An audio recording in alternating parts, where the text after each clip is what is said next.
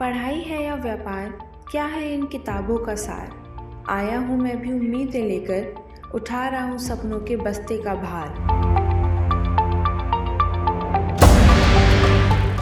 Stats कहते हैं कि एजुकेशन की कॉस्ट पिछले 5 सालों में 30% तक बढ़ी है। डेटा के मुताबिक एवरेज हायर एजुकेशन की कॉस्ट इस टाइम पर 50,000 है एंड अगले 5 सालों में ये 40 लाख तक भी पहुंच सकता है if the inflation rate stage the same. Education का कमर्शलाइजेशन प्रॉफिट्स को लर्निंग और नॉलेज से ज्यादा प्रायोरिटाइज कर रहा है। And to get the public opinion on this, we have come all way to the place where education meets everybody. Welcome to the UPSC वाली Delhi.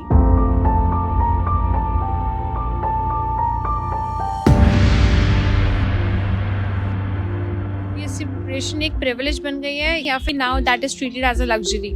Basically, the fee is above 1 lakh or 1.5 lakhs.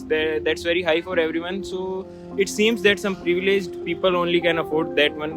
Luxury तो है, लेकिन कुछ ऐसा है कि हर जगह luxury नहीं है। जैसे कहीं फ्री मटेरियल्स भी अवेलेबल है, लेकिन वो क्वालिटी कॉम्प्रोमाइज हो जाती है ना उसमें। मिडिल क्लास के लिए ये बहुत ज़्यादा ही एक्सपेंसिव है, जो कि अफोर्ड करना काफ़ी मुश्किल हो जाता है। मतलब प्रॉफिट ओवर क्वालिटी चाहिए, मतलब उनका मोटिव क्वालिटी पहले चाहिए और उसके बाद प्रॉफिट चाहिए। और अगर आपको चाहिए क्वालिटी मटेरियल तो उसके लिए पेमेंट तो लगती है। These coachings, इनकी pricing schemes, are they creating a disparity in the society? There is some difference created, and for that there should be some social programs done through various coaching institutes. But they are doing their business and earning well from it. एक government school का बच्चा और एक private school का बच्चा हो तो उनमें काफ़ी डिफरेंस देखने को मिलता है। ये पैसे की वजह से है। मिडिल क्लास के बच्चे उतने हायर एजुकेशन पे नहीं जा पाते, तो उनके अंदर एक माइंडसेट ऐसा हो जाता है कि हम भी ऐसे पढ़ सकते तो हम इनसे ज़्यादा बेहतर हो सकते थे। बैकवर्ड रीजन के बच्चे हैं तो उनके लिए स्कॉलरशिप का एम है।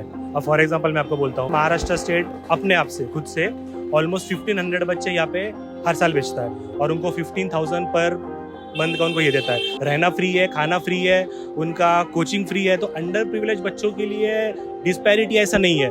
अलग अलग स्टेट का अलग अलग है, लेकिन जहाँ तक मुझे पता है अपने स्टेट का, तो अपने स्टेट में तो नहीं डिस्पैरिटी। सिर्फ पैसा ही अच्छी एजुकेशन के लिए एक्सेसिबल है और you need anything else? Definitely एक तो इम्पैक्ट ये रहेगा कि मतलब अच्छे टीचर्स हैं उनके पास, अच्छे फैसिलिटीज़ है, क्लासरूम्स अच्छे हैं, इन्वायरमेंट अच्छा है। कहीं ना कहीं हमारे फाइनेंशियल कंडीशन को अफेक्ट करता है, लेकिन अब क्या करिए, ऐसा ही माहौल बन गया है तो मतलब एक्सेप्टेंस आ चुकी है कि नहीं ये ऐसा ही है। किसी के पास विल है करने की तो वो कहीं पे भी कर सकता है, बट आई थिंक पैसा बहुत इम्पोर्टेंट रोल प्ले करता है एजुकेशन में। जैसे आप देख सकते हैं कि इंडिया के एजुकेशन सिस्टम जैसे एम्पायर शुरू हो गया है, बड़े बड़े कोचिंग इंस्टीट्यूशंस है, एक टाइकून्स है, मीन्स कि करोड़ों में कमाते हैं। बट आई थिंक कि स्टेट को क्या करना चाहिए, इंटरवीन करना चाहिए इसमें, और एजुकेशन कमर्शलाइज नहीं होनी चाहिए। पर कई कोचिंग क्या करते हैं, कई कोचिंग वाले कि मतलब एक कोर्स को कुछ मतलब 500 रुपए में बेचेंगे 500 में। अगर 10,000 बच्चों ने अगर वही ले लिया और उसके बाद क्या है 1-2 महीने के लिए पढ़ाएंगे और उसके बाद छोड़ देंगे, तो फिर वो उनका भी लॉस है। ये भी नहीं है कि सारे बच्चे पढ़ने आते हैं, क्योंकि हम जो माहौल देखते हैं यहाँ पे तो बहुत से लड़के पढ़ते नहीं हैं, उनको सिर्फ एंजॉय करना है स्कूल में। वो सोचते हैं ये टाइम निकल जाएगा, ये जवानी है।